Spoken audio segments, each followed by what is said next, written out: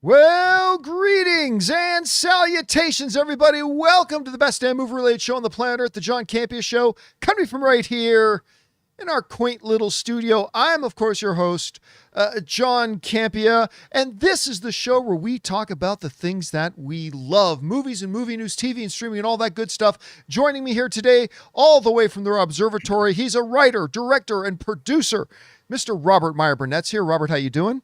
John, Criterion finally announced the right stuff. How stoked am I? Woohoo! Oh, my goodness. And, of course, he's also stoked about that. We got Jonathan Voico here. I am. I'm the one who sent him the screenshot of it. He is. Hey, guys. D23! Yeah, D23 is here. And just so you guys know, I am doing a live stream tonight.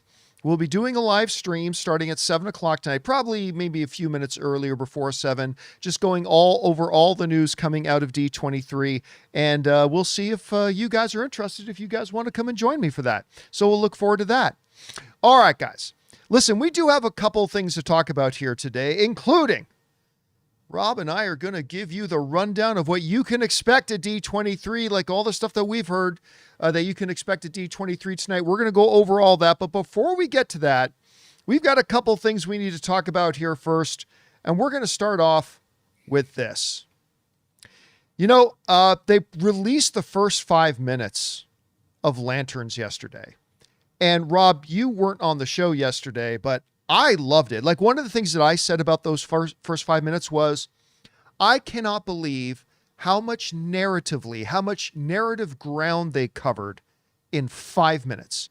They gave us an understanding of when Green Lanterns were revealed to the world. We got a base understanding about the psyche of Hal Jordan. We got a complete understanding. We get it. John came out of a rough, bad background, the whole idea about lack of fear, all that. And then we got our instant taste of the nature of the relationship between the two, just in the one exchange. I'm late. I was just amazed with how much ground they covered in 5 minutes and how much foundation they put down. So I really liked it. But the question was going to, of course, be, what do the reviews say? Well, as of this recording, it may go up 1 or 2 points. It may go down 1 or 2 points by the end of today's show, because that's what happens early on once the reviews come out. But as of this recording, Lanterns currently has a higher critic rating than Spider-Man Brand New Day. Spider-Man Brand New Day is, of course, at 90. Right now, Lanterns is at 91. That is not to say that Lanterns is better than Spider-Man Brand New Day. I just thought that was an interesting little number there. So the reviews are out, and they're very good. And let's go over and take a look to see what some of the reviewers are saying. We start off with Land of Nerds, who's saying, rarely has a show delivered episodes that resonate as both subversive and Wattpad true detective fan fiction, sometimes in the same scene. The Movie Podcast wrote, Lanterns is the best new show of the year and one of the most timely and impactful stories DC has ever told. Aaron Pierre and Kyle Chandler shine brighter than ever in a series that isn't afraid to take creative risks. The Los Angeles Times liked it. They wrote, the series is fresh enough in its details and execution and strong enough in its writing and so well performed that it feels quite original. Empire Magazine liked it. They said the grounded and gritty approach pays dividends for Lanterns, which gives the DCU a much-needed win. Polygon liked it. They said its ideas about fear and heroism remain inseparable from Jon Stewart's identity as a black man. That's good. New York Magazine liked it. They wrote, Kyle Chandler having a rip-roaring time as a sardonic Hal Jordan, and until Jon Stewart is allowed to loosen up a bit, he carries the series on his shoulders. Our friends over at Joe Blow really liked it. They said a mature mystery that echoes the feel of HBO's Watchmen. Lanterns is a faithful adaptation of Green Lantern lore and a worthy reintroduction. Grace Randolph, good friend of the show, she really liked it. She wrote, a thrilling mystery that gets Hal Jordan and Jon Stewart just right. This is perfect DC storytelling and highlights why Tom King, even with the controversies, is one of the best comic book creators in the business. However, it's not always flowers and perfumes. The New York Times did not like it. They said Lanterns is almost entirely about the dark night of the superhero's soul. What's Or wrong with the that? yeah. Actually, that doesn't sound bad to I me. like it. How is that a bad Did they review? click did they click the wrong button? Like they meant to say like yeah. liked and click dislike? But okay, whatever. He didn't like it. Mashable liked it. Incredible series. I hated it. I hated it.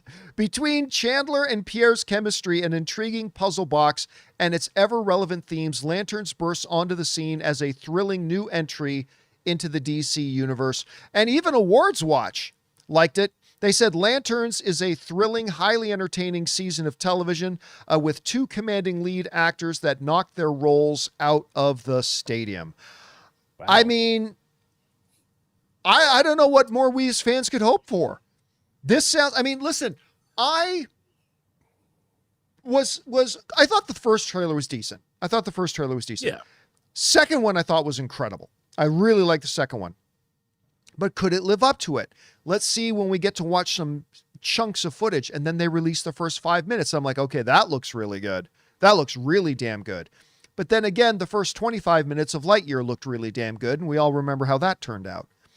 So hearing these reviews for me are very encouraging. I mean, I love hearing what we're hearing here. Anyway, Rob, you saw the first 5 minutes. Where's your expectations been, and what's really standing out to you about all the things we're hearing in the reviews right now? First of all, I just want to give out a big "I told you so" to all the all the people early on, and all the fanboys that were coming at me, going, "Righty, it's not green enough," and I'm just like, okay, you know, as a lifelong, and I mean lifelong DC fanboy, I have loved Green Lantern my whole life. The Hal Jordan version, any of the versions of Green Lantern. I love Guy Gardner when he was in the Justice League comic that Keith Giffen and J.M. DeMatteis were doing back in the 80s. I love Green Lantern.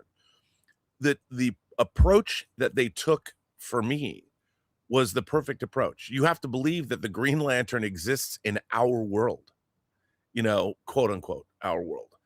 And I thought what I'd seen, the idea of a buddy cop story, harked back to some of my favorite 70s Green Lantern cartoons between the Green Arrow, Green Lantern crossover. And I was saying that this looks fantastic, and people were coming at me like I'm an idiot. And I was like, why am I an idiot? I mean, I am a lifelong Green Lantern fan. I'm not some DC apologist. I'm not some shill. I want a good Green Lantern series. So, John, these reviews, the first 5 minute clip that I saw, I mean, the tone of it, all of it, it looks like catnip to me. Now, I don't know how many, does it say how many episodes the reviewers saw?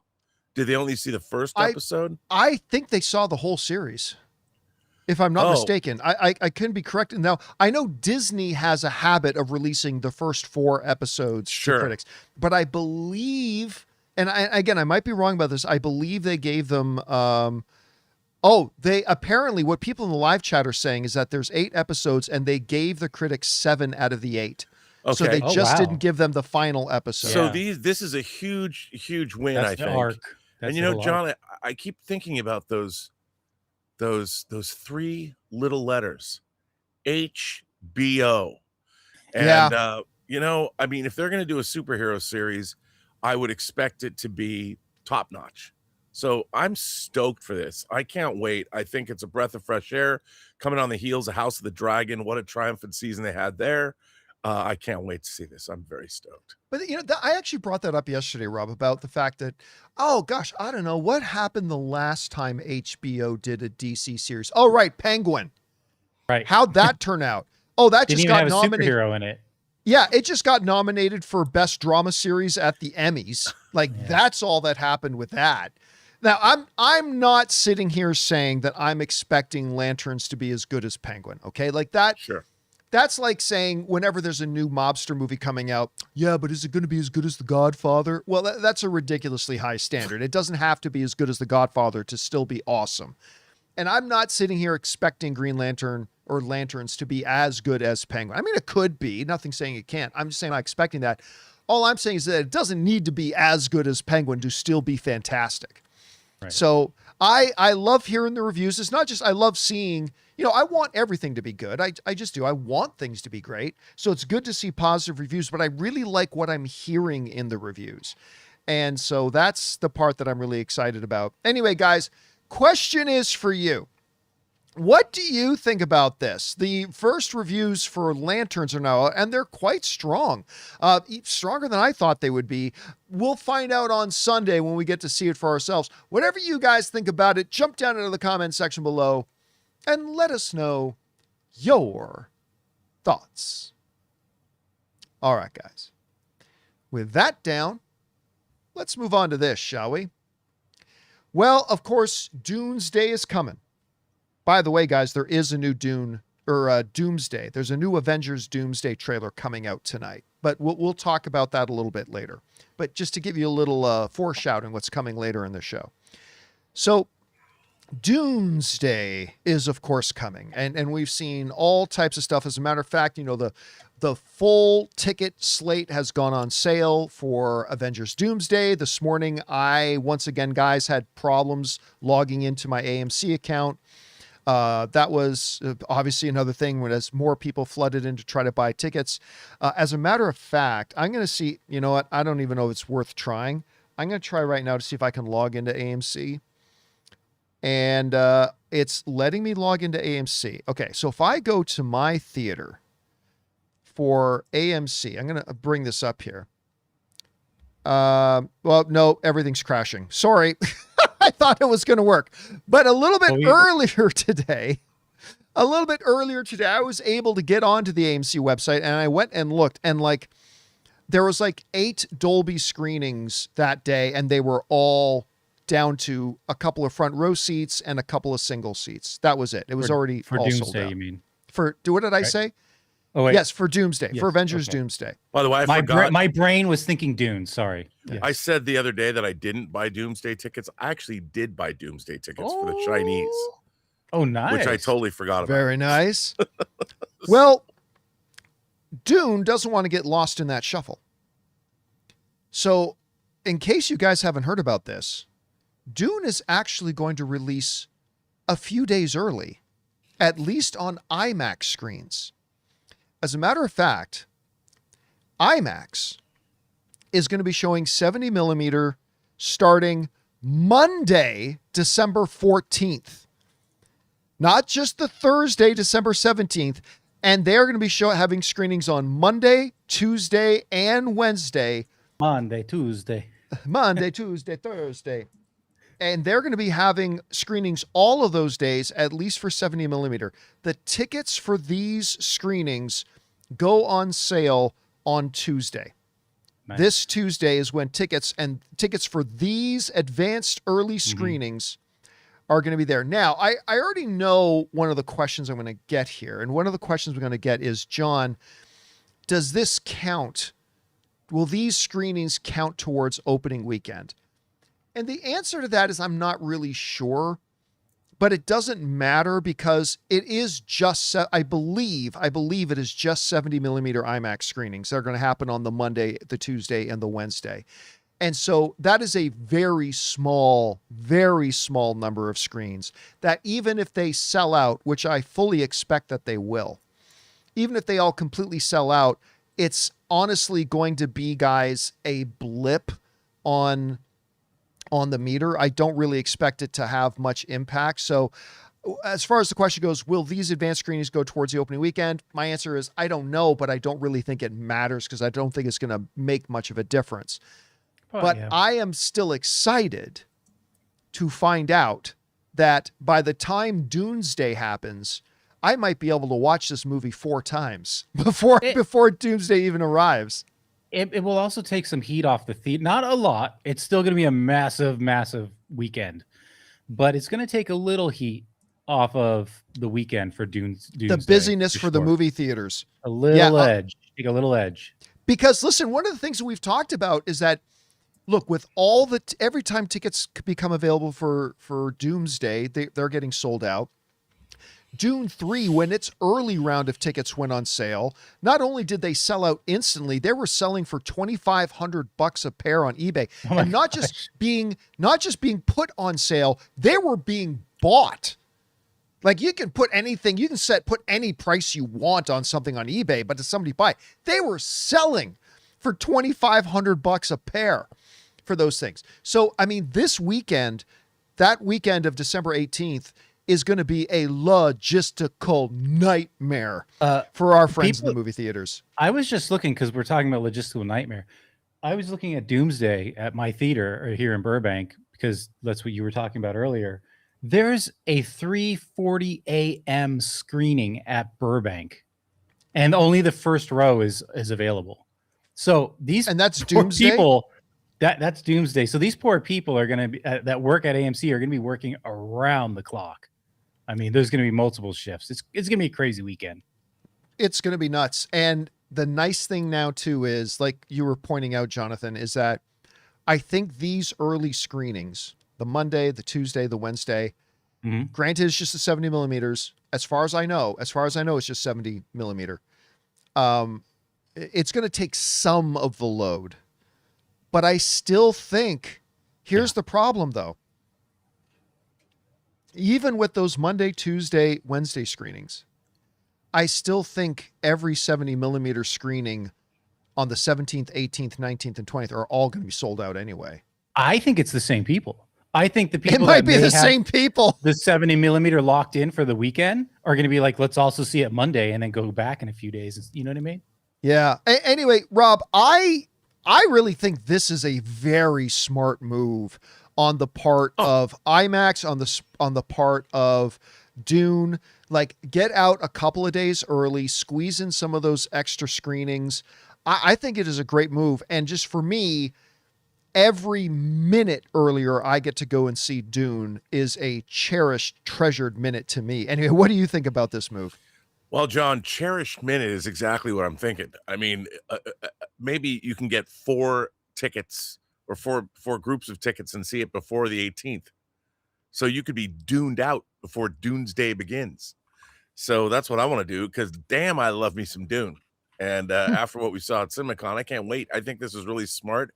I love the fact that that entire week now is really going to be, I'm going to celebrate Christmas starting on the 14th of December, because we get to open our presents early, baby. And I think that this is a great move. It's a great move. I think it's really cool that they're taking advantage. We talked about the fact that those IMAX screens were open, you know, that they were open, that somebody could take advantage. And it's nice to see Warner Brothers step right on in. But you know what? It's again, I keep going back to the old Alien versus Predator. Whoever wins, we lose. Well, you know what? It doesn't matter who wins, because we win. We win. It's going to be, it might be, and I'm sure we're going to talk a lot about this over the next 4 or 5 months. Yeah. This might be, for me as a film fan, if they even turn out around where I hope they will quality wise, this could be the greatest weekend for me as a movie fan ever. This could be the, but let me ask you this, Rob, like with these tickets going on sale on Tuesday, do you think, I mean, this is going to give us a really good little bit of insight into where the excitement level for Dune 3 is, apart from the Doomsday kind of phenomenon. Are you expecting these Monday, Tuesday, Wednesday screenings to sell out? Are you expecting them to sell well, but not necessarily sell out? What do you think? They're selling out. Yeah. Within hours. They're going to sell out within hours. People are, you know, because look, the Dune franchise is Gen Z's Interstellar successor. You know, I mean, I think you've got a whole generation of folks. And I mean, I'm Gen X, not boomers. Don't stop. I'm Gen X, but even we love this too. But I think that there is a fervor around the Dune franchise that has only grown in stature as the years have gone by and more people have seen the film. And I'm going to be a part of it. I can't wait, because I'm part of that fervor. So I think it's going to be fantastic. All right, guys, go ahead, Jonathan. Well, I just want to shout out a couple of our viewers real quick, because Gary Phillips gave out a membership, and then also Pat for President gave out 20 memberships. So my God, thank you, Pat for President, very much. Thanks for shouting that out, Jonathan. All right, guys, question is for you. Dune 3 is now going to come out a few days early now on 70 millimeter IMAX. They might even roll it out a little bit wider. Not that I know of, but who knows what's possible. Are you going to try to go see some of those earlier screenings? I know I'm going to try to see them multiple times every single day, but what about you? Do you think they will sell out? Do you think it's going to be hard to get those tickets? Whatever you guys think, jump down into the comment section below and let us know your thoughts. All right, guys. With that down, we thought we would play ourselves a little game of what's more likely. Here's how what's more likely works. A little bit earlier today, I jumped on the community tab on YouTube and asked you guys if you had any what's more likely scenarios for us. Jonathan's got a few of them all gathered up there. So Jonathan, what do we got up first? Okay, first up, Rob, what's more likely in this scenario from Josh Bendelek? We get a Spider-Man and Fantastic Four team up first, or a Spider-Man and Daredevil team up? I think a Spider-Man and Daredevil team up is more well. Let me take that back. I think we're going to get a Spider-Man Fantastic Four team up in Secret Wars. Oh, there you go. So I'm going to say Fantastic Four, but it could also include Daredevil. But I'm going to say the Spider-Man and Fantastic Four team up in Secret Wars somehow. All right. I think this one's easy. Super easy. Even if you want to let's take Secret Wars out of it. All right. Okay. And I think you were perfectly rational and reasonable to include Secret Wars, but let's take it out of it for a second and talk about what would be more likely, a proper Fantastic Four Spider-Man crossover team up or a Spider-Man Daredevil one. Nobody watches Daredevil. Sorry. Am I wrong? We've talked for months now, guys, about the fact that not once, not even in its finale, did Daredevil manage to even get on the top 10 streaming shows. Nobody watches Daredevil. I do. I really love Daredevil. I love Charlie Cox's Daredevil. I love Vincent D'Onofrio as Kingpin. I could watch that every year for the next 20 years. I love it. But the reality is nobody watches it. So why on earth would Marvel waste their time and waste Spider-Man by doing a Spider-Man? Like, you might as well do what was Agent Asian Jim's character's name again? You know, he plays the agent. Oh, it's Wu, isn't it? Oh, yeah. Yeah. You might as well do a Spider-Man Agent Wu crossover. I mean, it would be a waste of Spider-Man. I would love to see it, don't get me wrong, but yeah, it is a way higher chance. It is far more likely that we would get a Spider-Man Fantastic Four crossover than we would a Spider-Man Daredevil, because as much as I would want it to happen, the reality is nobody watches Daredevil, so what would be the point? All right, Jonathan, what do we got up next? All right, John, this comes from Omar. What's more likely in this scenario? Cameron, this would be James Cameron, never makes the remaining Avatar films, or Tarantino never makes his 10th film. You know what's funny? In a lot of these what's more likely scenarios, we often start with, well, first of all, I don't think either of these will happen, but I guess I think there's a legitimate chance that neither of these things actually happen. Like, I think there is a chance James Cameron does not do and finish out the Avatar films. And I, oddly enough, think there is a chance Quentin Tarantino doesn't do his 10th. Now, he can never retire if he doesn't do his 10th. Yeah, if he can't do his 10th, he's not officially retired. Yeah. Now, look, would I put money that James Cameron won't do the remaining Avatars? Obviously not. Would I put money on the thought that Tarantino doesn't do his 10th film? Obviously not. I'm just saying I think they're more possible than we might think. I would have to say at this point, I think it would be more likely that Cameron doesn't finish Avatar. Now, you could point out, rightfully so, John, they've already done some work on those Avatar films. Yes, they have. John Cameron has talked about doing the other Avatar films. Yes, they have. And you would be right to point that out. But the more and more you look at the financial realities that while all the Avatar films have made ridiculous amounts of money, the last one also made ridiculous amounts of money, but it made less ridiculous amounts of money. And Cameron recently did some comments about how to quote Jean-Luc Picard from Star Trek: The Next Generation, he's become aware, at some point you become aware in life that there are fewer days ahead than there are behind. And he's talked about other projects he wants to do. So look, the reality here is, guys, I think both of these things happen. Like, I do think both happen. But if I had to guess about which one is more likely to not happen, I think it's more likely that James Cameron doesn't do Avatar. Anyway, Rob, what do you think? I agree with you. He's talked about obviously turning over the Avatar franchise before. Quentin Tarantino is absolutely going to make his 10th film, and I think he's absolutely then going to come out of retirement and make another movie because he won't be able to help himself. He'll come up with an idea, but Cameron not doing Avatar, I think, is more likely because he wants to do more. As you pointed out, there are fewer days ahead, and I think there's got to be a movie, probably a smaller film. I'd love to see Cameron tackle a small budget movie and bring his abilities to something other than Pandora. I mean, think about it.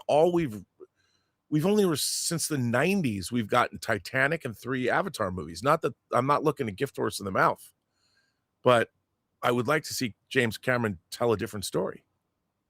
So I don't think I think it's more likely that he will not do another Avatar. All right, Jonathan, what do we got up next? All right, next up, Rob. This is coming from 10th Letta. What's more likely in this scenario? Miles Morales being introduced in Secret Wars or Spider-Man 5? Well, I mean, after the Hickman Secret Wars in the comic, Miles Morales was... I don't think they're going to introduce Miles Morales in Secret Wars because it's not a Sony movie. And I think if they're going to introduce Miles Morales, it'll obviously be after the 3rd Spider-Verse film. And I think Miles Morales being introduced into the Spider-Man mythos is too important to put in the gimmicky, crossovery goodness of Secret Wars. I think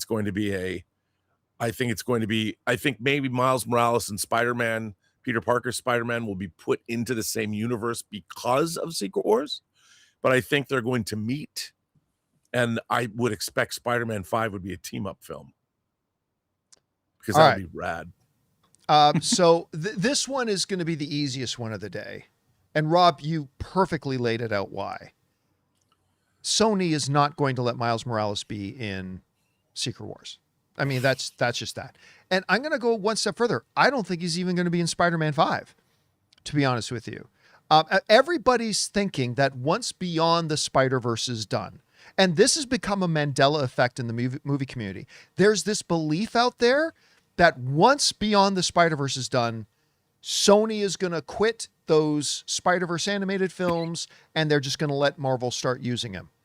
Kevin Feige never said that. Kevin Feige just says they've got plans and they're looking forward to using Miles when Sony lets them. Mm-hmm. And I'll tell you what, if Spider-Man Beyond the Spider-Verse makes even more money than Spider-Man Across the Spider-Verse, Sony ain't going to let him go live action for a while. Go ahead. Why wouldn't you, as Sony, then, since all of these other films are flopping and they've mentioned they're walking away from those, why wouldn't you focus on Miles Morales movies then? Yep. It doesn't make sense. Yeah. I mean, so look. So the easiest answer here is, what's more likely, Secret Wars or Spider-Man 5? Easily the more likely is Spider-Man 5. And it is possible. It is possible Sony could finish Beyond the Spider-Verse and then go, okay, we're going to take a break from the animated stuff for a while. Maybe 10, maybe 12 years. We'll let them do some live action. Again, I wouldn't bet money on him being in Spider-Man 5, but I think it is way more likely that he's in Spider-Man 5 than it would be that he's in Secret Wars. All right, Jonathan, what do we got next? Next up, we're going to hear from Fan Guy. This goes to you, John. What's more likely? The Punisher gets a new MCU continuation or Daredevil Born Again gets a season 4? Again, this is another one of those things where I think both are very unlikely. The Punisher special feature didn't do huge numbers, but I mean, they did all right. And I love Punisher. Now, of course, the one thing, and this is the thing that separates it. Nobody watched Daredevil season 3. or season 2, I should say. And we'll see how the numbers are for season 3. But I think a season 4 for Daredevil is incredibly unlikely. The real thing that differentiates the two, though, is that Punisher was just in Spider-Man 2. Or Spider-Man Brand New Day. And he was great in Spider-Man Brand New Day. And the audiences loved him in Spider-Man Brand New Day. Which may be a double-edged sword, because it may make Disney go, a PG-13 Frank really worked with the audience. Maybe Frank can always be PG-13 now, which I don't know that John Bernthal would go for and all that kind of stuff. But again, I'm saying it could be a double-edged sword there. But I mean, the fact that he was so beloved by the audience in Spider-Man Brand New Day, again, I don't think we're going to see solo stuff from Punisher or Daredevil anymore after Daredevil season 3, to be honest with you. But I think the one that has definitely is more likely is Punisher, because of how much he was beloved in Spider-Man Brand New Day. Rob, what do you think? I think that's probably true. I mean, I think the likelihood that we're going to see Frank Castle again is higher. I don't know where, but I do think. Look, I think the thing is, I could see, there's that great scene in Daredevil where Punisher and Daredevil were talking like on the roof of a building underneath like that billboard. They have that like come to Jesus moment between the two of them. I could see Frank Castle serving the same purpose in the MCU somewhere. And I would really like to see something like that. Now I've drifted away. What is it? It's between what and what now? Daredevil season 4. Yeah, there's not going to be a Daredevil season 4. Yeah. I want to see Punisher and Deadpool. I mean, I would love to see Punisher and Deadpool. Yeah, I think that the thing is, Daredevil, I've liked Daredevil Born Again seasons 1 and 2, and but like you said, I think Daredevil after Brand New Day, I think Daredevil could easily be slotted into the MCU somewhere. And even if Spider-Man and Daredevil and Punisher teamed but up, he's not popular enough. Why would you slide him into the MCU when nobody's watching him for free on Disney Plus? I mean, I don't know if it's the character or if it's the series that people are shying away from. I don't know. By the way, I just want to throw out there that a couple of people saying, John, Punisher trended on the top 10 of Disney Plus. Yeah, but nobody has Disney Plus. It never cracked the real top 10 lists, not just on Disney Plus. So that's not a lot of people watch original stuff on Disney Plus anyway. So it doesn't. Now, listen, do not misinterpret me. I love this Punisher. I will take an annual special feature. I will take his own series. I will take Punisher standalone movies. I want it all. I'm just saying the reality is that the numbers of it didn't do great by other show standards, but here's hoping. All right. What do we got? One more? Yes, I think this is the last one. All right. What do we got up next? All right, Rob, this is coming from Anton Partouche. What's more likely, Star Wars Starfighter has a higher or lower opening than Rogue One, which was, I think, 155? Oh, I think it's going to have a higher opening. I think Starfighter is Star Wars' last best hope for peace. So I think that if they play their cards right with Sean Levy, Ryan Gosling, if we got that team, I think that Starfighter, and I guess they're going to, we'll talk about it later, but I think they're going to make sure that this movie comes out guns ablazing. But 155 is pretty high. I'm going to bet on it. I'll go 156 in the Showcase Showdown. Rob, there you go.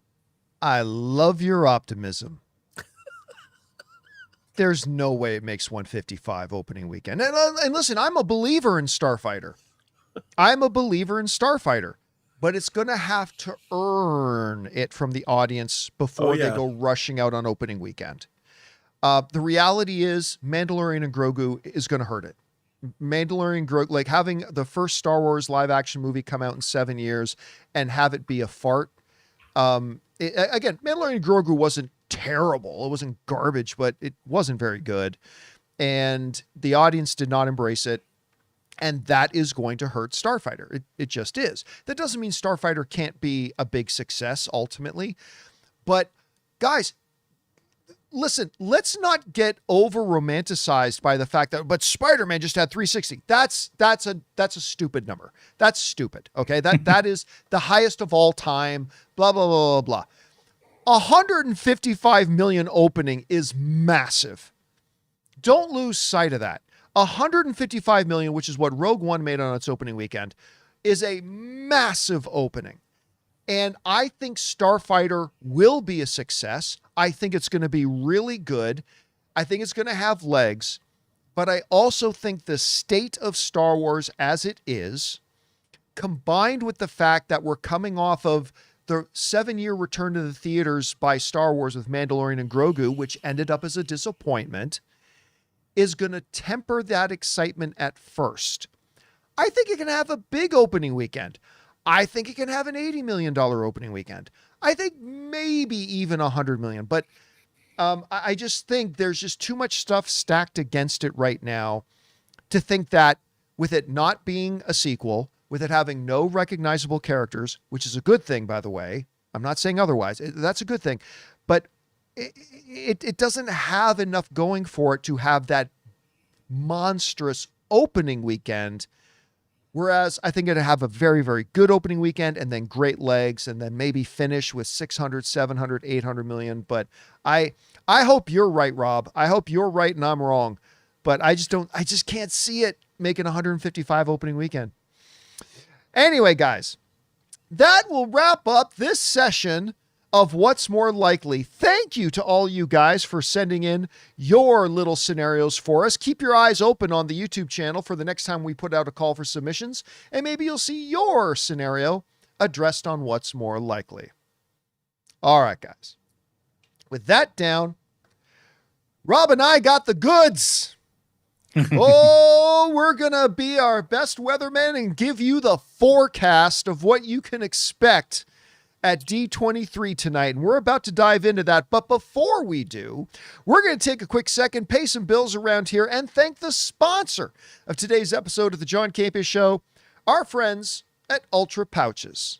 Guys, we want to take a second to thank a sponsor of today's video, Ultra Pouches. A lot of people use nicotine thinking it'll give them a little extra focus or even help before a workout. But nicotine is a vasoconstrictor. It narrows your blood vessels and can actually work against that pump and recovery that you're looking for. That's where Ultra Pouches come in. What you're really going to like about them is that they're 100% nicotine-free and caffeine-free. They're designed to give you smooth energy and focus without the nicotine crash. Pop one in before a workout or when you're sitting down for a long work session, and it's an incredibly convenient little boost. Ultra is the ultimate guilt-free pouch, delivering instant focus and mental clarity without nicotine or caffeine. New customers can use the code CAMPEA to get 15% off at takeultra.com. That's TAKEULTRA.com for 15% off with the code Campea. After you purchase, they'll ask you where you heard about them. Please support our show and tell them that our show sent you. And thank you to our friends at Ultra Pouches for sponsoring today's episode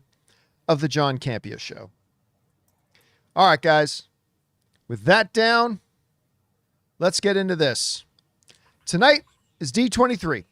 It's here. This is and tonight on Friday night at 7 o'clock Los Angeles time is when Disney Pictures is going to be doing its big presentation. That will include Marvel, Pixar, Star Wars, Lucasfilm, things like that, but things that are going to be coming in the movie screen and on the television screen. Now, being, kind of a little bit positioned as Rob and I are, we have heard things that we can probably expect to come tonight. And we're going to break this down in the Campea classroom here between things that are going to be talked about, that we've heard they're going to be talking about tonight that have already been announced. And then we're going to talk about the things you can expect to see announced tonight. So let's start off in the stuff that has already been announced. Like, we know this stuff is coming, but these are going to be things that we have heard they're going to be talking about during the presentation. Starting off with Coco 2, which I am thrilled that they are doing Coco 2. That to me, Rob, that first Coco movie. Oh, it's incredible. It was one of the Pixar films that I went into thinking this one looks like it could be one of the weaker ones.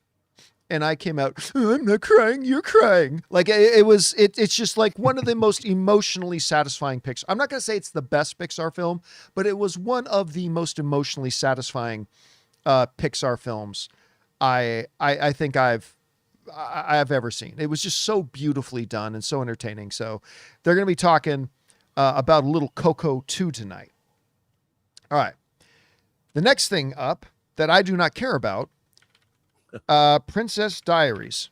Princess Diaries 3 is what they're going to be talking about. What we understand is Anne Hathaway is going to be coming out to do some stuff about Princess Diaries 3, and that is all good. Also, Lilo and Stitch 2 presentation is going to be given tonight. So that's I like Lilo and Stitch. I didn't think it was as good as, obviously I didn't think it was good as the animated one, but I still thought it was all because of that little girl. All because of that little girl. I thought it was definitely still endearing and cute to watch, and so I'll look forward to Lilo and Stitch too. Also doing a presentation tonight, Percy Jackson, season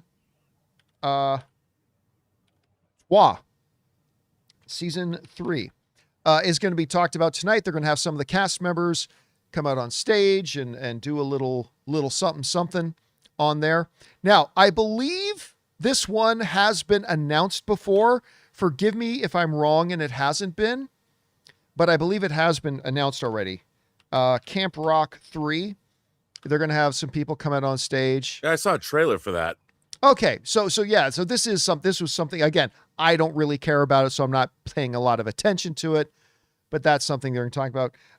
Ice Age 68, whichever number of the pointless Ice Age. Dude. I noticed I stayed one short of 69. I stayed one short of that. That's for the next sequel. We'll give them that on the next sequel. All right. So there's that. Then I believe they are bringing out Rami and Michelle 2. I expect Lisa Kudrow will be there coming out on stage to talk about Romy and Michelle 2. By the way, this one doesn't fall under either stuff already announced or announcements per se. But Rob, I was very excited to hear about this one. Ooh. I believe tonight there is going to be a special presentation, and I don't know if it's going to be accompanied by an announcement of any kind, or if it's going to be accompanied by like some special re-release or a sequel. I don't know. But from what I understand, The Greatest Showman is going to have a presentation tonight. Rob, you mean another movie, another Greatest Showman? Yeah, I don't know. Or a series. Yeah, I don't know if it's going to be for an announcement It for could a be a re-release or a re-release in theaters, or a series or a sequel, or I don't know. I have no idea. But you guys know, I believe that The Greatest Showman is the greatest musical movie of all time. And every time I watch it, I grow further and further absolutely convinced of that. I think it is the greatest musical ever, and I'm stoked about it. Can't wait for it. And so again, I don't know if this is just going to be a special little treat, or maybe they bring out some of the cast and they just sing, "This is the greatest show" to open up D23. That would be pretty cool. I don't know if they're going to have Tweetwa, the little Wolverine. What's the name of the guy who was in The Greatest Showman with Hugh Jackman? Main guy. The little Wolverine.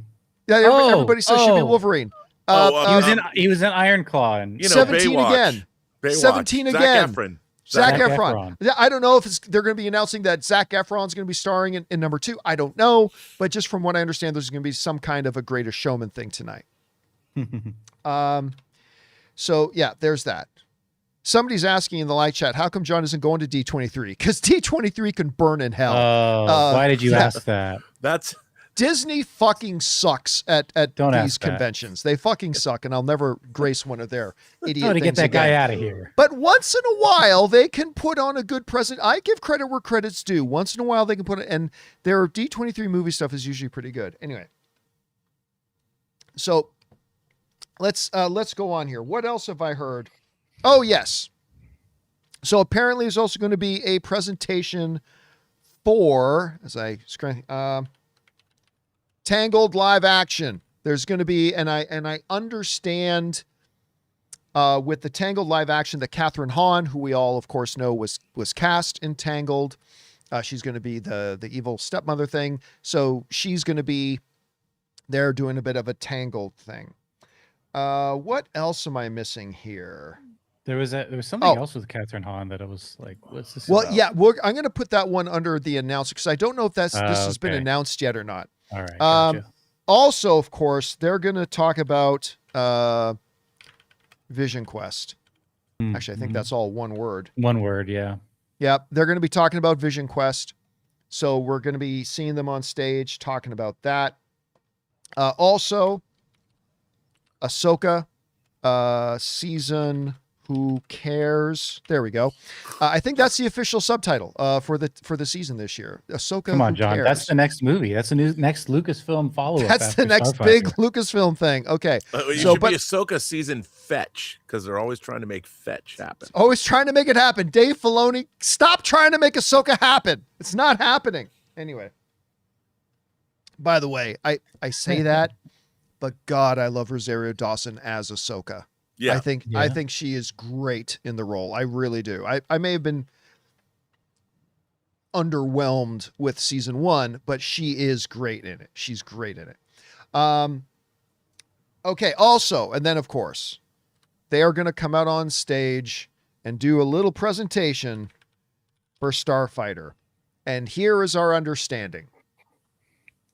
Our understanding, at least the whispers I've heard, I'm not completely 100% sure about it, but the word is, and we talked about this yesterday, that they are going to show the D23 audience the first trailer for Star Wars Starfighter. That it will not then be released online, but might be released a little bit later in the year, maybe when Endgame or a Doomsday comes out, and they might release it with Doomsday. But our understanding is they're maybe dropping a trailer for Starfighter tonight. So that's pretty good.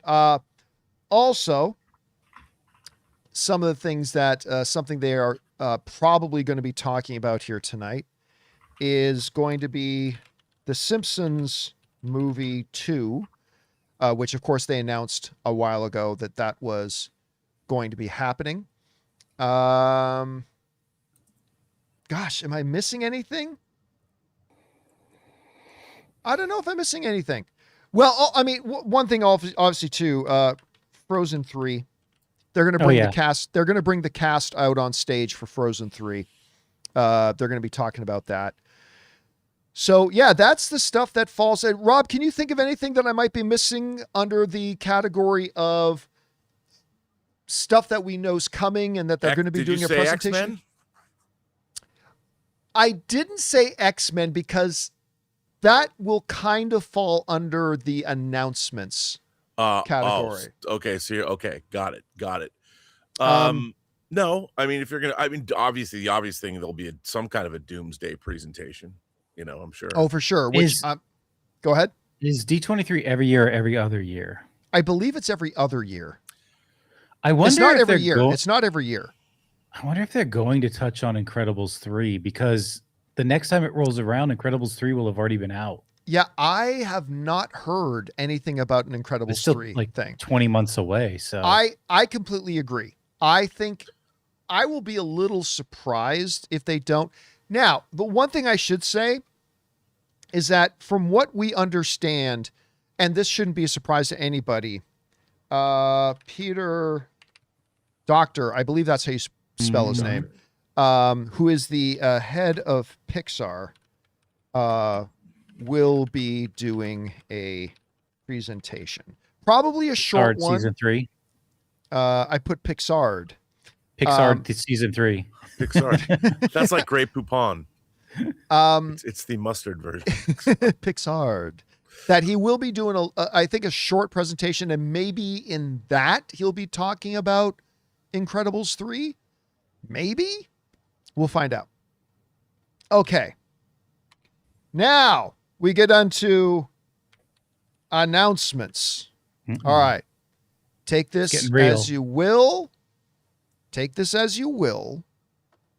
But these are the things you may have heard of. Some of these things you may have not heard of. Some of these things, but here are some of the things you may be wanting to keep your eye on tonight. Chris Abbott from, I got to put this in here. Sorry. I just have to. From Craven the Hunter. Isn't Chris Abbott, what's her face's new husband? Didn't they have a kid? I'm not sure. You know, the really funny girl. You're really helping us out here, Rob. Why am I drawing a blank? Her Isn't he married to what's her name? She's funny. They got a kid. Her husband passed away. Oh, yes, Aubrey Plaza. Yes, she's married to Aubrey Plaza, right? Oh, I didn't know that. He's a great actor. He's like on Broadway on Death of a Salesman. Wait, Aubrey Plaza got remarried already? Yeah. I didn't know that. And they have a child. I did not know that. They just had a child like last month, I think. Yeah, I love Aubrey Plaza. I love Aubrey too. Plaza. So anyway, going over to the announcements. Chris Abbott tonight will be announced as Professor X. From what we understand as well, the actor playing Mr. Sinister will be revealed tonight. So that's a couple of things. Rob, you remember there were some names that were floated around before. From my understanding, none of the names that we had heard floated around are actually going to end up being Mr. Sinister. Maybe yes, maybe no. I mean, I don't know. But the understanding, I mean, from what I've heard, they're going to be revealing Mr. Sinister tonight. Have you heard that? And if so, have you heard any names that it could actually be? I've heard whispers. I heard some whispers about this. Now, here's the thing. There's been a lot of talk there, like Kevin Feige, when he was doing the rounds with Amy Pascal, was talking a lot about Adam Driver, how Adam Driver kept turning them down. Yes. He said it's a tradition now. It's a tradition. Every year we go and pitch him a role and he keeps saying no. I think maybe it was Boss Logic. You think that was a smoke screen? I think it was. They're gonna play. They're playing it up. They're playing it up for this announcement because I think it was Boss Logic who did a piece of art that I saw in the last week of Adam Driver's Mr. Sinister. And first of all, sure. I love Mr. Sinister. I don't know how they're going to deal with his name, maybe just Nathaniel Essex, whatever. Probably. But I love Mr. Sinister. Love Mr. Sinister. And Adam Driver in that fan art, I'm like sold to the man on the screen. I mean, it looks so good. I would love to see him as Mr. Sinister. Because Adam Driver has a very unique face. He doesn't look like anybody else. And he looks damn good as Mr. Sinister. So I think you know what? I'm gonna go to Calci or Poly Market. I'm gonna bet that's gonna be Adam Driver as Mr. Sinister. So yeah. So again, we're all hearing that Mr. Sinister will be revealed tonight alongside Chris Abbott, who's going to be announced as Professor X, and there could be a couple of others. We also understand that the already announced cast members will be on stage with them. Sadie Sink, the kid they just cast to play Cyclops. Kit, that's right. Kit Connor. Kit Connor is going to be out on, which is a totally made up name. Going to be on stage. It's probably his real name, but it sounds like such a made up name. He's like a Brit, I think. He's a Brit. Oh, they're all Brits these days. All of them are Brits these days. All right, so that's a couple things you can expect from X-Men. So they're going to talk X-Men, and there's a couple things you're going to get from X-Men. Also, here's an interesting one. Kieran Culkin. Is Wolverine? Just kidding. Featured in a new animated film coming called Clay. Not to be confused with Clayface. That is a very, very different project that's coming. but he's going to be featured in a thing called Clay. I have no idea what it's about. I have no idea what it is, what the premise is, who's directing it. I don't know anything about it. Just basically that they're going to be talking about that. Now, here's one that I think is really interesting to me. From what I hear, we'll find out. They are going to announce a Gaston movie with Glenn Powell. Now, whether that is a live action film, whether that is an animated film, all of these are questions I do not have answers to. But you know, Rob, they've been talking about doing Gaston, I think ever since we were still doing videos at Collider. They've been talking about doing a Gaston spinoff. And there was originally, who played Gaston in the live action thing? I love this guy. He was the bad guy in Fast and the Furious. He played Gaston alongside Josh Gad as LeFou. Luke Evans. Oh, right. Yeah. There was talk about Luke Evans doing it, and then that never really came to fruition. So anyway, maybe it does, maybe it doesn't. But that's one of the things that I think we can half expect. All right. Next, new Doomsday trailer. This one you can lock in now because there's a TV spot, guys, for a new TV spot that they are dropping tonight for Avengers Doomsday that has all footage we've seen already, but it ends with tickets on sale now and new trailer online now. That has actually leaked online. And so a lot of people were already suspecting that they might be dropping a new trailer today to go along with the big announcement of all the tickets being on sale and everything like that. And so all that is left now for us is to speculate, is it the trailer that they showed at San Diego Comic-Con? Because it should be. I don't know if it is. I don't know. But, Rob, I don't know if you noticed this today. The Avengers Countdown clock revealed a new poster, and they had the Sue Storm voiceover play with it.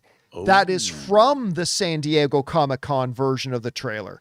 So sure seems that way then. Yeah, I'm thinking they're going to show that trailer. Again, this is us speculating. I think they're going to show that trailer from Comic-Con at D23 tonight, and then they're going to put it online. So I don't know, Rob, do you think they're going to show that same trailer tonight? Do you think it'll just be a recut of the original trailer? Or maybe you don't think there's going to be a trailer at all. What have you heard? Well, no, I mean, look, we know that they have that trailer they had for San Diego, so why not show it at D23? We know that they're selling tickets. They want to make a big splash. I think indeed we're going to get a new trailer. Maybe they'll show a scene or something. But you know what? I think they're going to announce the tickets are on sale and they're going to show this trailer, because it seems like with all of these presentations stuck into a 2-hour time frame, I mean, they're going to just rush through all this stuff. So it's not like they'll probably do like CinemaCon. People come on, they announce things, and they walk off. But yeah. I do think they're going to. It is only a 2-hour, because, I mean, like, look at this list, guys. Look how already big this list is. It's only a 2-hour presentation that they're doing. So I think a lot of this stuff is going to be brushed through pretty quick. Yeah. But I think they're definitely going to probably show something new from Doomsday. And if you think about it, I mean, we're getting close, September, October, November, December. Yeah. We're going to, it is time for them to put the foot down on getting the marketing campaign going. Up until now, it's been a little bit early. 4 days. It's going to be 4 months. Yep. It's time to start ramping it all up. I almost forgot about this one as far as announcements go. There have been reports of this already, but I think tonight is going to be the first real confirmation of it, I think. A Miss Piggy movie. Doomsday's nice. X-Men's good. Starfighter's fine. But ladies and gentlemen, a Miss Piggy movie is going to be discussed and talked about tonight there. So keep, for those of you who are fans of the Muppets, keep your eyes open for that. Rob, I think that's everything I've got. I mean, all the stuff that I remember you and I talking about at any rate. Is there anything else that I may not have that you've got? They're going to do something, I would imagine, about the 50th anniversary of Star Wars. Oh, right, because they're putting that out in theaters. You know, they're re-releasing the original version, which they've been remastering. So I'm sure that would be something. And I'll tell you something. I have no reason to believe this. I have not heard anything. I'll bet you that they're going to make some kind of an announcement about we got Starfighter coming out. Everybody knows that. They'll show whatever. Gosling will probably come out because he's in the air and everywhere. But I think they're going to make another Star Wars announcement about another movie. I don't know why. That would be pretty Call me big if crazy. they did.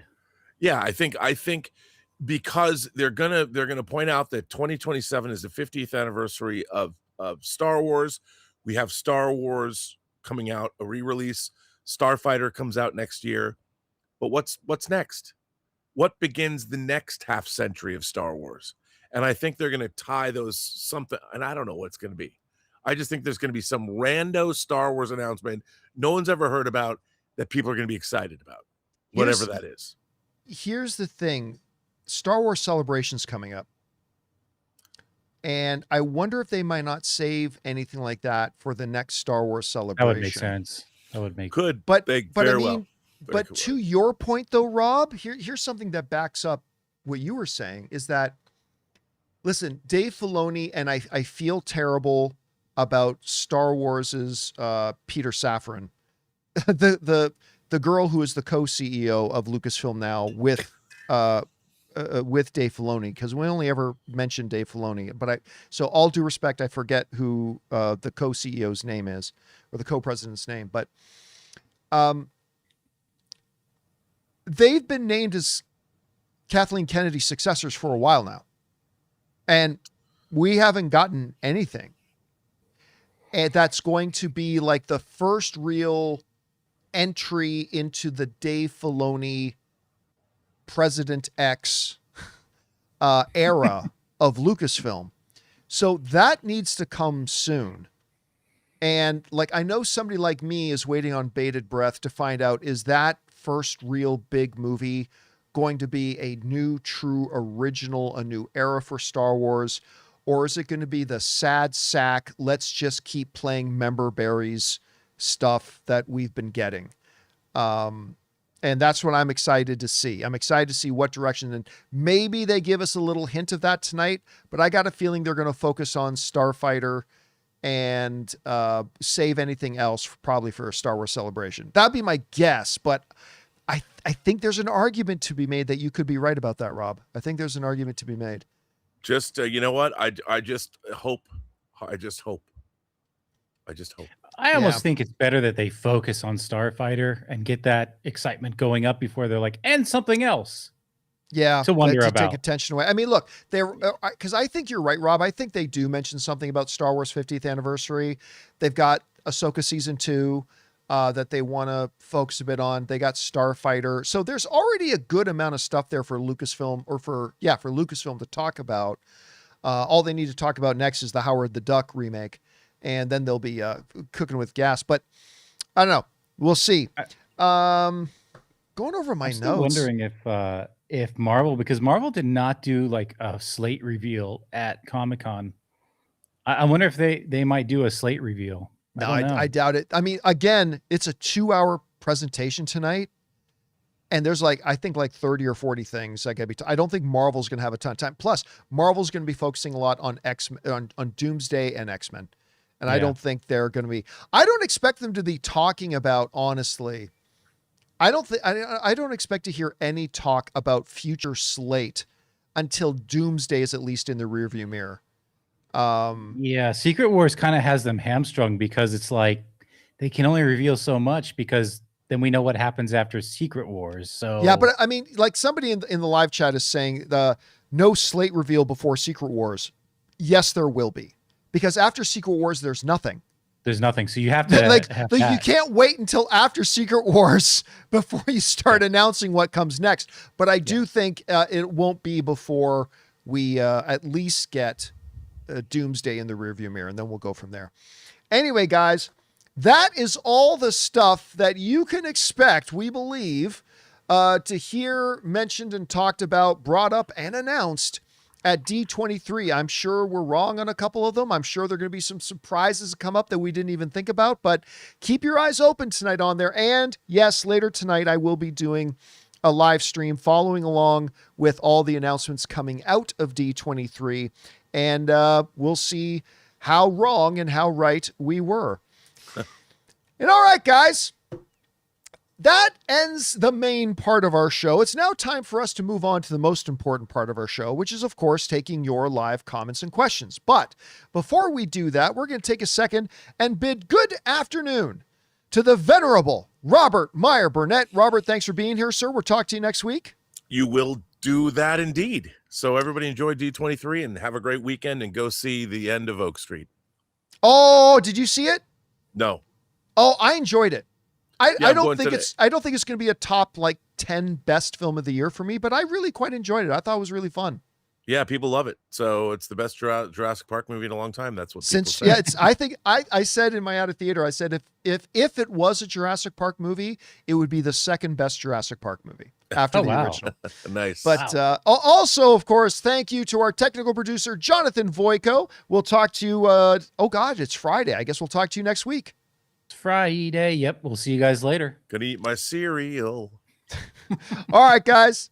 It's now time to get on to the important stuff, which is, of course, you. So let's get on over to your question. Now, just so you know, I have turned off the super chats like a half hour ago because, again, they got overfilled. So we're going to go through these to make sure we get through all of them today.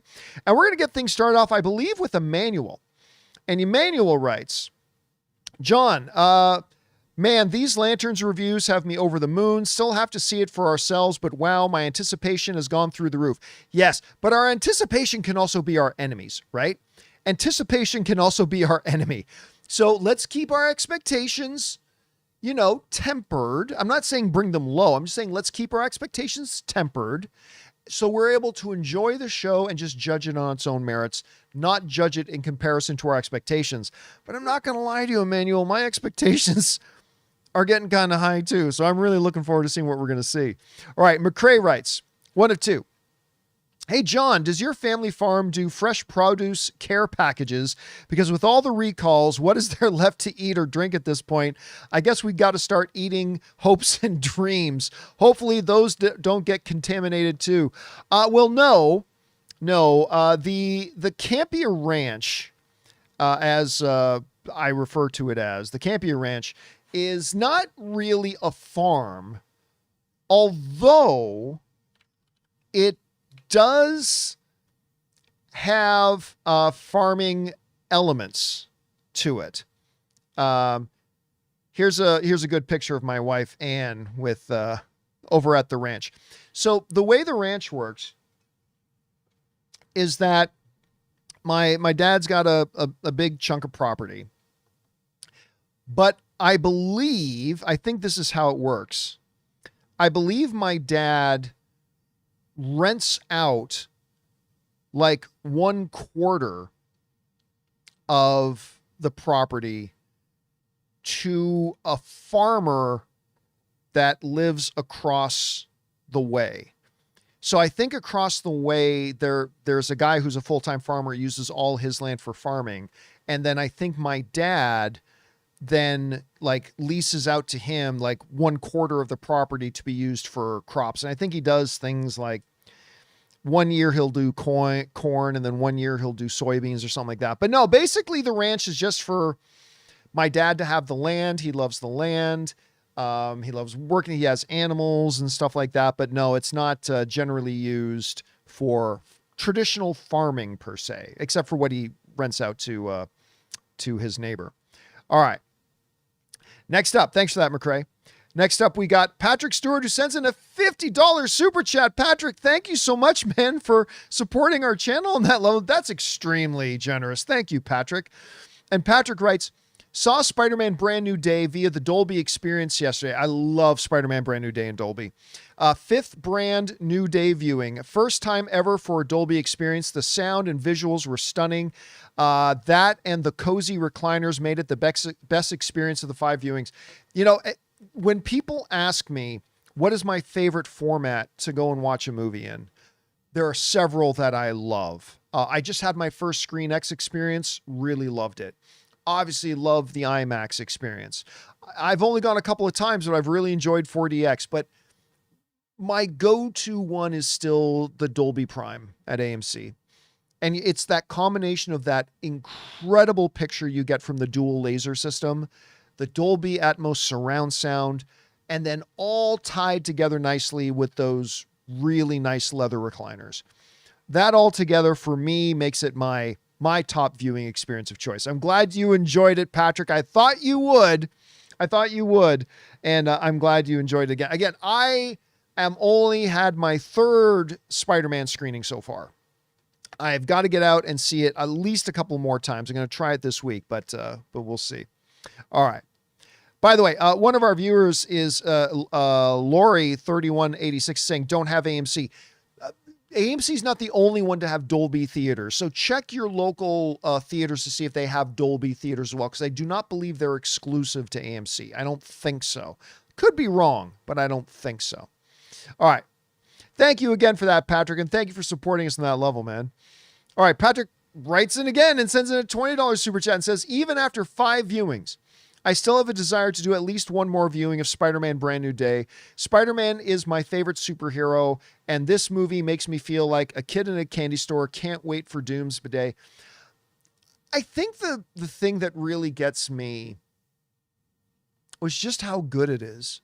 Like, it's Destin Daniel Cretton directing it. So obviously I was expecting it to be quite good. I was not expecting it to be my favorite of the Tom Holland era Spider-Man movies.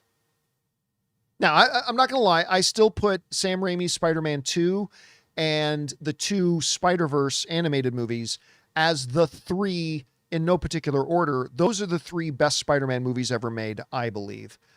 But I have loved all the Tom Holland era Spider-Man films, and I think this one is easily the best of those. And I wasn't prepared to love that movie as much as I do. And I'm with you. I'm looking forward to seeing it several more times, Patrick. You and me both, my friend. Again, Patrick, thank you so much for supporting us on that level, man. Really appreciate it. All right. Keshav writes, do you think you will do a live stream of the announcement similar to Comic-Con? Yes, that's the plan. Unless something comes up, that is the plan, to do the live stream tonight. Again, just to balance expectations, understand that I do not believe that Disney is I'm not going to be showing it on my stream. I'm just going to be following what's happening, much like we did at Comic-Con. I'm going to be following what's happening on some websites, updating what people there are tweeting out. That's how we're going to be doing it, and talking about all the things that they bring up and discuss. That's what we're going to do tonight. All right. Next up, Rich Reviews writes, saw the end of Oak Street. I loved it. It reminds me of, and this is a compliment, a very good episode of Twilight Zone and Outer Limits. You know what? I hadn't thought about that, but I think you're absolutely right. I had a good time at it. Again, I don't know that it's going to end up on my top 10 favorite films of the year list, but I had a very enjoyable experience watching it. I thought the thrills were really good.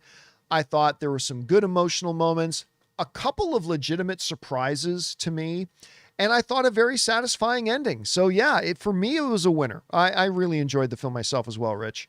Right. Rich also writes, given everything in recent weeks about the language, monopolies and monopsony, wouldn't the WWE be categorized as such, considering that every other promotion is small potatoes? I don't really know, because I don't know where that would fall under in the industry, and I don't know the industry well enough to know if that's what it is. Now, I could see that maybe being a problem. Like, would that have become an issue when they bought WCW? Because this only really becomes an issue once you get to a merger and an acquisition. And I would think if there was ever going to be a problem with that, is when way back in the day after the Monday Night Wars is when WWE bought WCW. If there would have been one, it would have been then. Why it didn't, I don't know. It must be the way that the industry is defined or stuff like that. So I really don't know. Because I don't know the wrestling industry well enough to know how that would or wouldn't fall under certain categories. It's a very good question though, Rich. Really good question. I just don't know the answer to it. Rich also writes, given that Hadestown the musical has grossed over 20 million, what are your expectations for the sixth musical in which Henry VIII's wives are pop stars? My wife actually took me to go see Six on a live stage show. It was great. For those you don't know, what Six is, and I believe that's what it's called. I think it's just called Six. Or it's either the Six or just Six. Or is it Seven? Now I can't remember. Anyway,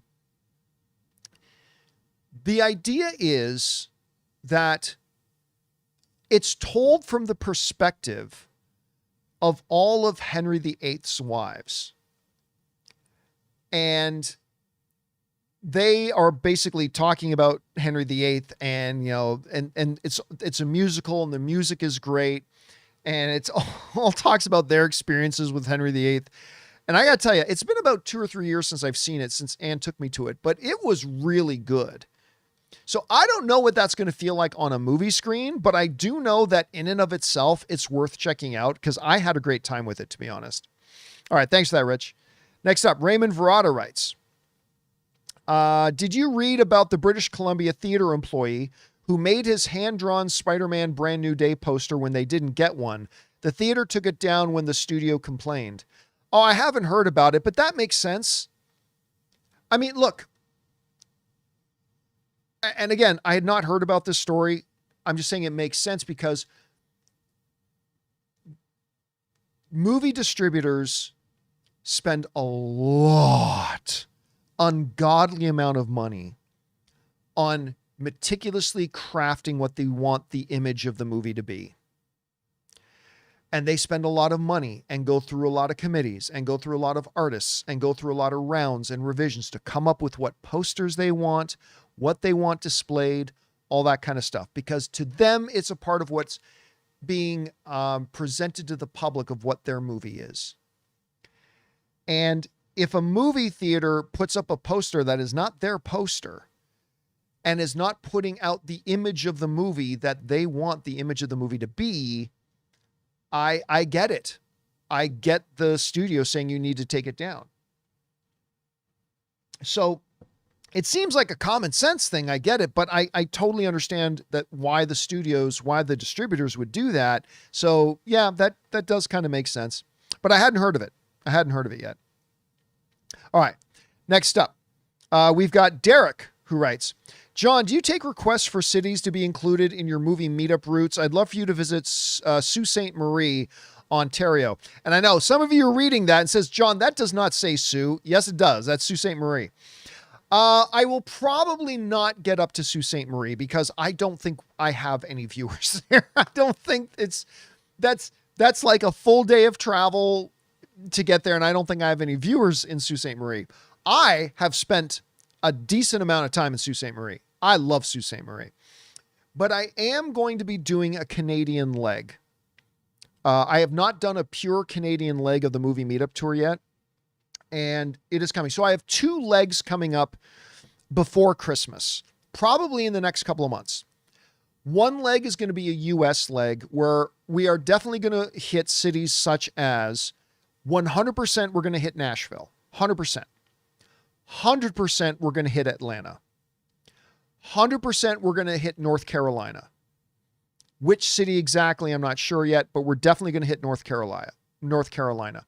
I'm also considering Miami, Pittsburgh, and maybe 1 or 2 others.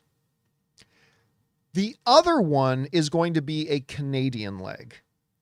And that will include, starting on the West Coast, that will include Vancouver, Calgary, Edmonton, Saskatoon, Nobody lives in Saskatoon, but I lived there for a number of years. So heartstrings. I want to stop in Saskatoon, probably Winnipeg. And then I might even go as far into Quebec and do like Montreal, maybe Quebec City. We'll see. So yeah, there's all that. All right. Next up, we've got King Daddy Goat who writes, I've been watching for years now. Thank you, man. I just want to say thank you for all the coverage over the years. I always anticipate them. Much love from K Daddy. Oh, thank you, man. It's always nice when somebody wants to write in something just to be kind and supportive, and I appreciate that very much, King Daddy. Thanks for that, dude, and thank you for watching for so long, man. All right, Mitch writes, what's your favorite film score from a less prestige or less obvious film? For example, I love the score from Love Actually. That's a great question, but it's not one I carry the answer around off the top of my head to. I mean, my favorite soundtrack is obviously everything to do with Star Wars, John Williams' music in Star Wars. As far as score in the experience of the movie, it's got pick your poison of one of the three. It's got to be Howard Shore's Lord of the Rings music. It's such a living part of the movie. That's the thing, right? Shore's score to Lord of the Rings, and I just recently went to a Lord of the Rings concert, but also before that, I went to a string quartet evening concert just doing Lord of the Rings music. And the thing is, more than most movies, the music of Lord of the Rings, like I said, is a living part of the movie.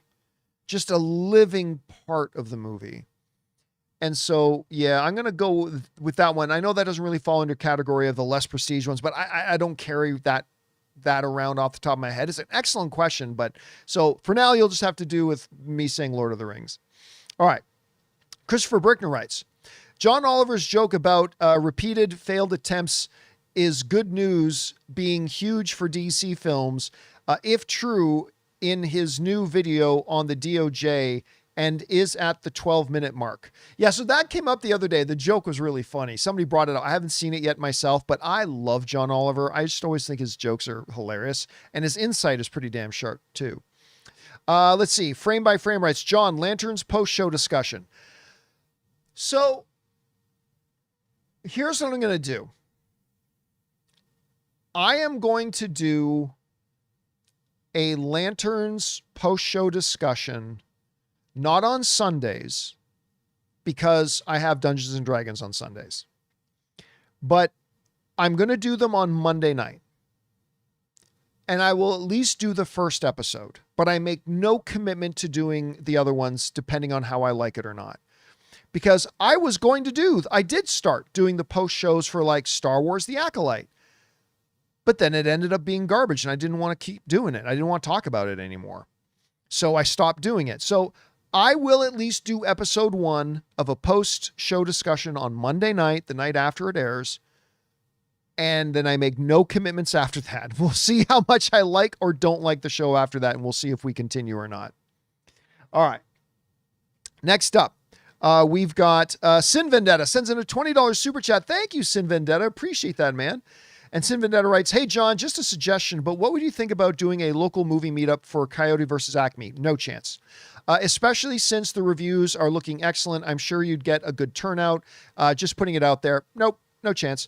First of all, I don't think I'd be doing a movie meetup by the time it comes out. Secondly, I don't think anybody's interested in going to see the movie. Like when I pick a movie for a movie meetup, it has to be one that I believe a lot of people are looking forward to seeing because I'm asking them to buy tickets to go see this movie. Right now, Coyote versus Acme isn't even projected to make $10 million opening weekend. Don't blame me. That's just what the projections are. So it's clearly not a movie a lot of people are anxious to see. Just not. That's just the facts. Don't be mad at me. I'm not saying that's the way it should be. I'm not saying it doesn't deserve more attention. But when I'm picking these movies, I got to pick one that I think people are actually wanting to go and buy a ticket to anyway. So number one, it comes out too early. I don't think I'll be on the road by the time Coyote versus Acme comes out. But number two, it's just not a movie enough people want to see it. Like I'm looking forward to seeing it. But the facts tell us that not a lot of people are. So I can't pick Coyote versus Acme. I'll be going to see it myself, no doubt. But it can't be for a movie meetup, though. All right. Next up, Zhao writes, John, the damage control agent, after I'm not going to talk about that. It sounds like it's going to be a spoiler, so I'm going to jump on from that. Sorry, Zhao. Quentin Carter writes, with the success of the Odyssey, what do you think the odds are of another studio adapting the Iliad in the next 5 to 10 years? Unless they're doing it with Christopher Nolan, they have no reason to believe it'll be successful. Because let's be honest, it worked because Christopher Nolan. So you can't just go, oh, that worked, therefore this will work. There's one big major difference. Christopher Nolan's not directing it. Now, if some other studio can get Christopher Nolan to come on board, or maybe a Denis Villeneuve or something like that, maybe. But they already did Troy. And Troy's kind of essentially the Iliad. So honestly, no, that was somebody might on a lower budget scale, but yeah, the big thing here wasn't just Odyssey. It was Odyssey being done by Christopher Nolan. So unless you also get Christopher Nolan, I don't think you can I think that's a false equivalency. And so I don't know that would be happening. All right. Jack Loudon writes, Upside Down writes, Jack Loudon is now the new front runner for James Bond. I actually think it's a good shout because I think he is especially good in Slow Horses. Yeah, and I've never watched Slow Horses. By the way, there is nobody from Amazon, nobody from MGM, and certainly not Denis Villeneuve have said Jack Loudon is the front runner to play James Bond.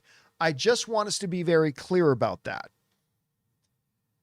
Jack Loudon is the front runner to play James Bond is what's being put out by people who do not know. Now, I am certainly not saying Jack Loudon is not going to be the next James Bond. It very well could be that he has talked with people. That's all possible. I just want to make sure when we're talking about this that nobody from a position that would know is saying Jack Loudon is the front runner to play James Bond. It's all being said by people who are third parties. Again, that does not take away the possibility at all. Does not mean that in the next 4 weeks we may not hear an announcement about it. I'm just saying that. Now, I have not seen Slow Horses, so I'm at a disadvantage of that. All my friends, including Jonathan, keep telling me I got to watch Slow Horses. I've never gotten around to it, but I probably should at some point. All right. J-Bat is asking, how do I send a super chat? Like I announced earlier, I turned off super chats about 40 minutes ago. Super chats are turned on for the beginning of the show, but then once there's enough in there that I don't know that I could get them all done in time, then I turn off the super chats. So the super chats have unfortunately been turned off, but try again on Monday. All right. Next up, we've got Zhao again. Okay, this one can be read. John, maybe there will not be a Secret Wars Part 2, but Doomsday Part 2 next year before Secret Wars. So still possible, still 3 Avengers movies. No, 0 chance. Kevin Feige was asked directly about that in an interview recently, and he debunked all of it. There is not going to be a Doomsday Part 2. There's not going to be a Secret Wars Part 2. We're getting Doomsday and we're getting Secret Wars. That's it. Now, have listen, we live in a world where Jamie Foxx came back to play Electro again. Something that I would have bet my left foot would never happen in a million years after The Amazing Spider-Man 2. And yet we live in a world where that actually happened. So I will never say never. However, I don't deal in possibilities. I deal in probabilities. And the probability is no, there's not going to be a Doomsday Part 2 nor a Secret Wars Part 2. But again, we live in a world where Jamie Foxx came back to play Electro again. All right. Next up, Team Caboozles writes, Happy Friday, which is better? A movie you had a great experience watching, but forgettable, or not great experience, but you kept thinking about it after. Always the experience for me. Always the experience. Movies are experiential events. The movies are meant to give us an experience. some people phrase it differently. They say movies are meant to make us feel. And that's 100% accurate. That's 100% true. But that implies an experience. So for me, that's how I judge an entire movie. I'm not saying other people need to, but for me, it's all about what did I experience? Did it make me experience something while I was watching that movie? Whether the experience was thoughtfulness or imagination or wonder or excitement or thrills or dread or sadness or laughter, whatever. Movies need to deliver experiences. They need to make us feel. And so for me, again, I'm not saying other people need to feel this way too. I'm just saying for me, it's all about the experience. It is all about the experience. If a movie doesn't make me feel an experience, I don't know that the movie was very good. But John, it did this and this and this. Great, but it never made me feel anything. And so, yeah, on that level, I'll definitely go experience 1,000 times out of 1,000 Team Caboozles. Good question. All right, next up. Stephen Turner writes, what do you think about Warner Brother rejecting a Catwoman or Ivy series? Catwoman is one of the most mainstream females in comics with her own comics. Disappointed we never got to explore her beyond meeting Batman. Well, number one, when you say they reject it, you're implying that they had plans to do it and the studio stepped in and said no. And I don't think that ever happened. Look,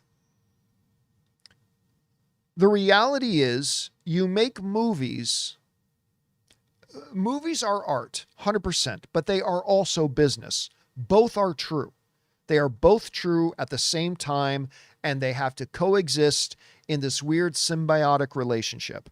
They are business, and they are art, and they are business, and they are art. And if the studio simply doesn't believe an audience would run out to see a Catwoman movie, because remember, they did do a Catwoman movie. They did do a Catwoman movie with an Academy Award winner playing Catwoman. And I'll have to pull it up here. Let me just double check. Let me see what I got here. So when we go back to when they did make a Catwoman movie, that movie made a grand total of $82 million. $82 million is what it made. The reality is nobody would go see a Catwoman movie and nobody would go see a Poison Ivy movie.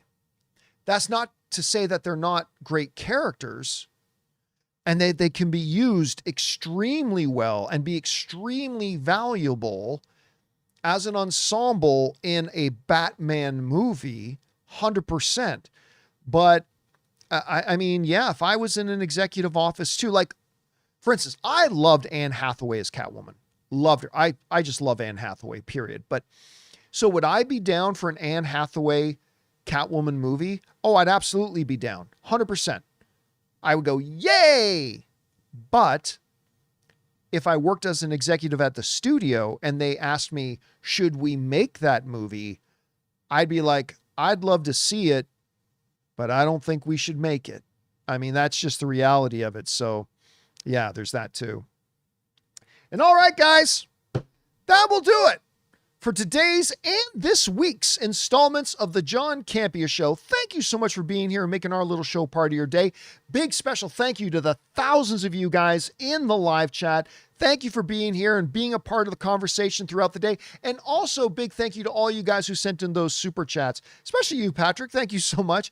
Because number one, you gave us great fun things to talk about. But number two, you supported our channel as you did it. And all of us involved with the John Campea Show, thank you guys so very much for your support. Hey guys, listen. If you want to tune out now, you can go tune out. I just want to hit this quick. Found out today that not a super dear close friend of mine, but I found out today somebody I know had committed suicide. And had a couple of quick online conversations with some friends of mine back home, just messaging about what the situation was and things like that. And I just want everybody to know every day can feel great and every day can feel horrible and the darkest of dark days. But I keep going back to that Tom Hanks movie, Castaway, where when asked near the end of the movie, and I'm paraphrasing, but asked near the end of the movie, how did you keep going? And Tom Hanks says, you never knew what the tide was going to bring in every day. Like every morning, you never knew what the tide was going to bring in. We're all aware that no matter how good things are today, it can go all bad tomorrow. But the opposite in life is also true. No matter how dark and black life seems today, tomorrow can be completely different. And I'm an idiot and I'm a moron and I'm a nobody, but take this for what it's worth. If you're watching this show right now or know somebody who is, you have value and you have worth. And if you're struggling with stuff, talk to somebody about it. You don't have to necessarily go and get a therapist right now, but you talk to anybody. Talk to a friend, talk to a relative, maybe even one you haven't talked to in a while. And if you're not in that position, guys, check in on your friends every once in a while. Just see how they're doing. This is not my area of expertise, nor the area of what we normally talk about here on the John Campea Show. But guys, you matter. Your life is valuable. You have impact on people around you. And no matter how truly awful some days feel, tomorrow could be completely different. And I just want everybody to always remember that. Anyway, foolish gibberish coming out of a stupid mouth. That will do it for us for today, guys. Thank you so much for being here. My name is John Campea, my friends. And until next time, bye-bye.